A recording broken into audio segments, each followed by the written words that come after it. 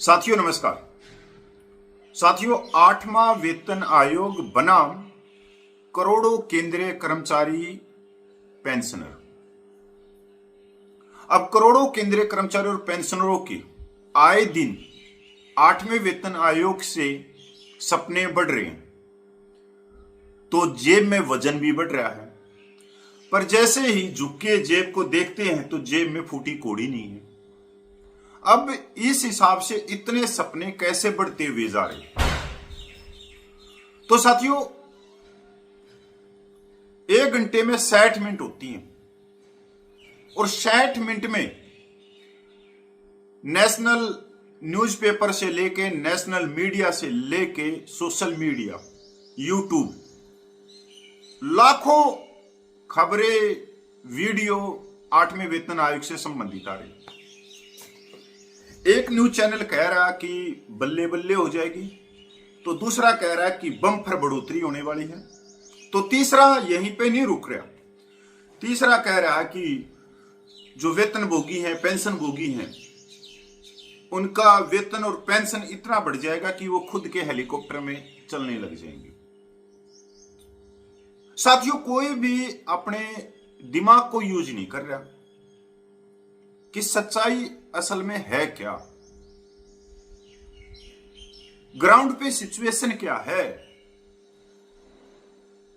क्या 8वां वेतन आयोग नजदीक समय में मिल जाएगा, जिसका प्रश्न हर एक कर्मचारी और पेंशनर के पास में। जहां पर डीए सिर्फ 58% है, वहां फिटमैन फैक्टर की जो बात हो रही है वो 3.68 से भी ऊपर जा लेगा। जहां न्यूनतम वेतन की बात हो रही है कि 18,000 से 54,000 रुपये चला जाएगा। जहां न्यूनतम पेंशन की बात हो रही है कि 9,000 से 26,000 प्लस चली जाएगी। अब इतने सपने इस तरह के वेलफेयर दिखाए जा रहे हैं, तो भैया कबूतर की तरह कर्मचारी और पेंशनरों की भी आंखें बंद होती जा रही। दूसरी तरफ भी ग्राउंड सिचुएशन क्या है? क्या सरकारी तिजोरी में पैसा है या नहीं है? क्या सरकार हवाई बात कर रही है या नहीं कर रही है? अब जो पश्चिमी एशिया में जो हो रहा है, उसका क्या प्रभाव पड़ेगा भारत देश की जीडीपी पे?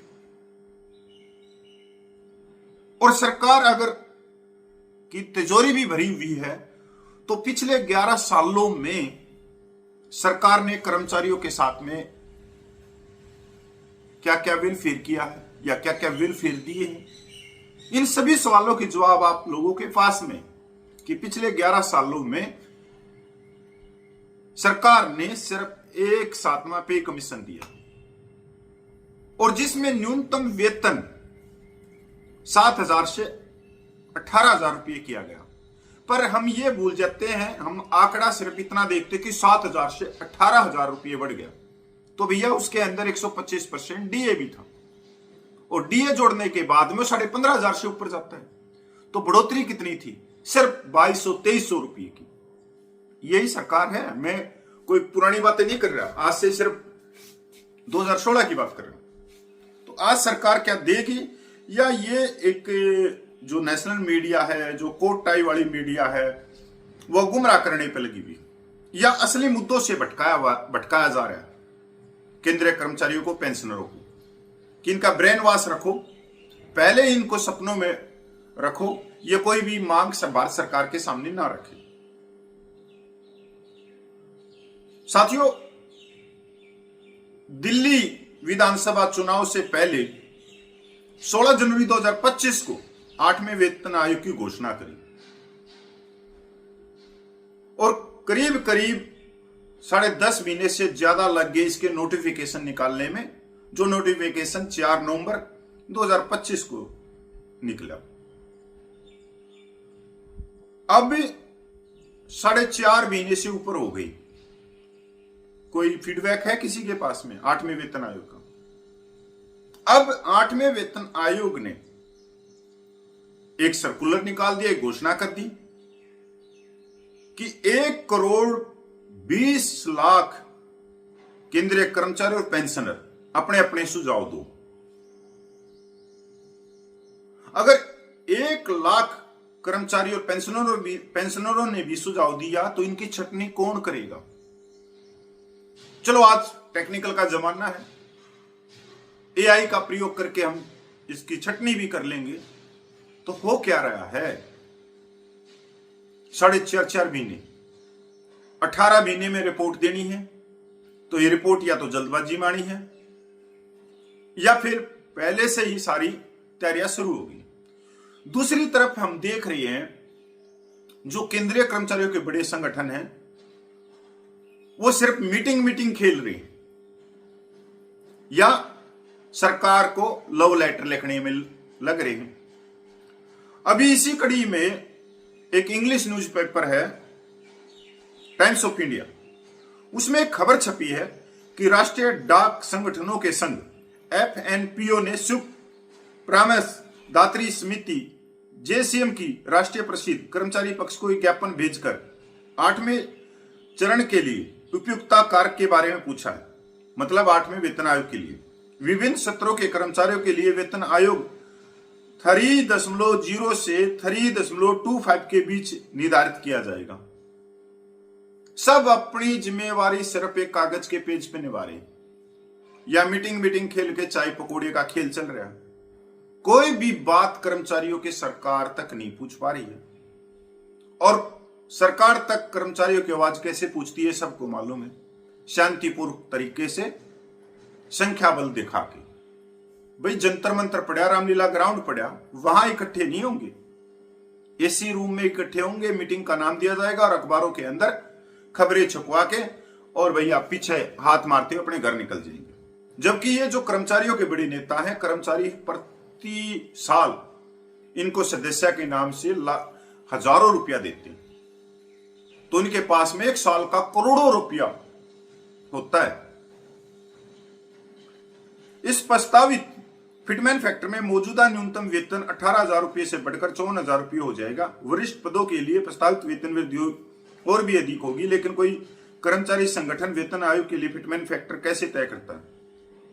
अब ये भी कह रहे हैं, अगर इस लेटर की भाषा पे जाए तो ये कह रहे हैं कि जो छोटे कर्मचारी हैं उनके लिए 3.0 का फिटमैन फैक्टर दे दो, और जो बड़े अधिकारी हैं उनके लिए 3.25 का दे दो। क्यों भाई?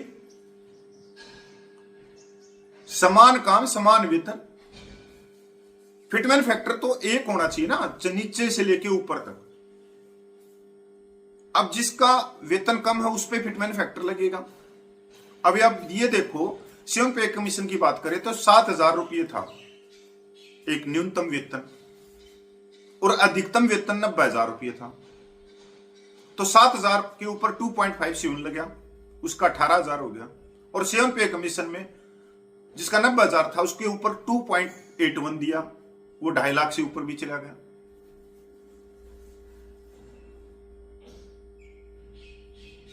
मतलब असल में है क्या ये चीज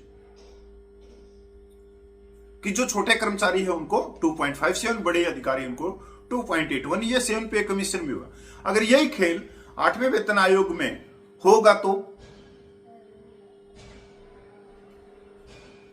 फिर ये छोटे कर्मचारी जो पूरे देश को चला रहे हैं उनका क्या होगा?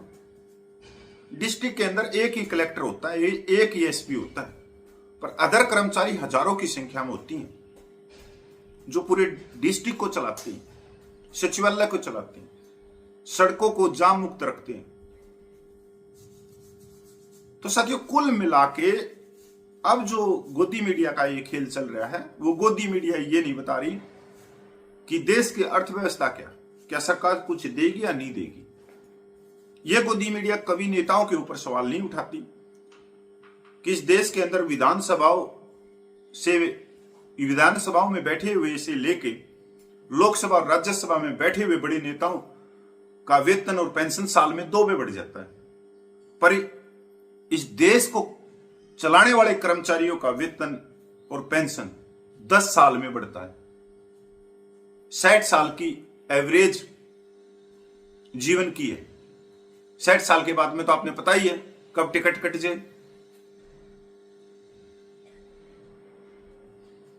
हम आज 21वीं सदी में और 10 साल का इंतजार करना पड़ता है।